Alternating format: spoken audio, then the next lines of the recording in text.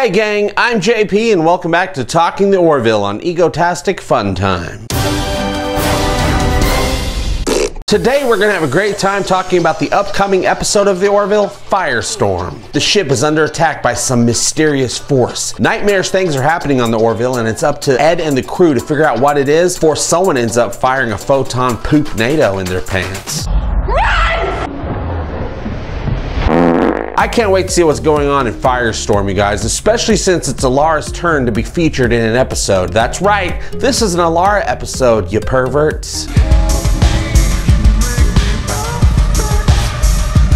In this episode, Alara questions whether she's fit for her job when a fire breaks out in the Orville and a crew member dies. And you know things are bad if Alara is telling you to run. Now I'm wondering if she's freaking out because whatever her and Malloy are facing is actually that scary, or is it because she's lost her confidence and isn't up to facing a threat right now? I'm also guessing that whatever's going on with the ship is affecting the crew's minds as well, because I doubt the Orville has a doorway that leads into a spinning vortex of death. Whose ominous voice do we hear in the background in this scene? You have no idea what's coming for you. Is this a warning about what we're up against in this episode, or does it speak to a larger threat that will appear later on in the series? Like when Q briefly introduced us to the Borg just so that we understood that they're going to be a huge pain in the ass later down the road. And who's Isaac beating down with a 2x4? This is also the episode where Robert Picardo is slated to appear as Ildis Catan, Alara's father. But now that the episode preview has been released, I'm wondering if his appearance as Ildis will be real or just a figment of Alara's imagination. I'm sorry to say it, but I'm ruling out the possibility of getting to see Alara's homeworld of Saleya in this episode, you guys. With everything going on in this episode, I seriously doubt there's going to be time for a voyage home.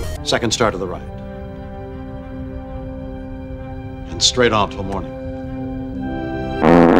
I do have some production stills from this week's episode for us to go over so we can speculate wildly about what's going to happen in FIRESTORM. And for those of you who didn't quite get my spoiler alert joke last week, there are no spoiler alerts in Talking the Orville. I'm just a super fan of the Orville like you guys, and I'm not privy to any special information that isn't out there for all of us to see. The images that we're going to look at right now come directly from the Orville's IMDb page, so calm down. Oh, also, spoiler alert! Alara's Mike Tyson Punch-Out costume is making a return this episode, you guys. I know we're all looking forward to that. And it's obvious that she's returning to the ring to help work through some of her emotions from losing that crew member, and it's probably her fault. And he burned to death, and she has to think about, oh god, he burned to death, and his blood was boiling, and he was suffocating on smoke, and his skin was all like crackling like bacon. Here's all the bridge officers having a, what the hell do we do about this meeting? Here's a picture of Bortus not looking happy. Classic Bortus. And I don't have anything to say about this, you guys. Let's just look at Alara for a little bit.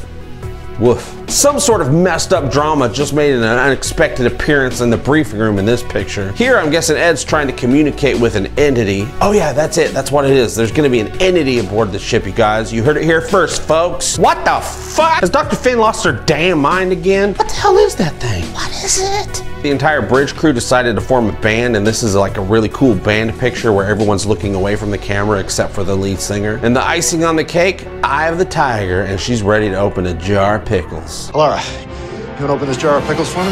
You wanna open this jar of pickles for me? You wanna open this jar of pickles? I loosened it for you. My careful analysis of these photos has concluded that I have no idea what the hell is going on in FIRESTORM, you guys. But I do know someone is gonna die to death in this episode, and it's gonna be on Alara's watch, and she's gonna be real sad about it, you guys. Who's gonna be the crew member that dies? I think it's safe to say it's either gonna be this guy, maybe this guy, or maybe even this guy. But I really hope it's this guy. Yeah, I'm looking at you, asshole. But really, what do you guys think is going on in this episode? I mean, has the crew actually come across some omnipotent being like Q who's messing around with the fabric of reality? Have they flown into some anomaly that bends space and time and makes people go crazy? Or does this episode end with everyone sitting in a church for some damn reason? What the hell was up with that? I just know that if I don't get to see Bortus sing something real damn soon, I'm gonna have to bitch slap somebody.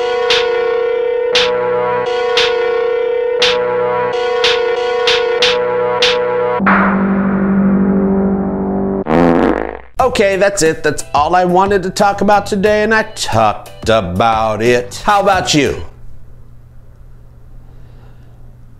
I can't think of a question. But you can let me know whatever it is you want to let me know by joining the conversation below. Special shout out to Talking The Orville superfan Mikhail Ganig Brorson. I hope I said that right, man. Who started supporting the show on Patreon this week. Mikhail, you're the best around. Nothing's ever gonna keep you down. Try to be best, 'cause you're only a man, and a man's got to learn to do.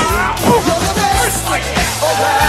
Nothing's gonna ever take you down. Thank you for liking and subscribing to my stupid channel, you guys. It really does mean the world to me. And don't forget to tune in to the Talking the Orville pre-show live stream super chat explosion this Thursday from 7 p.m. to 9 p.m. Central Time. We're gonna hang out and chat about the Orville all night and give everybody a send-off as they leave to go and watch FIRESTORM live as it begins to air in their time zone.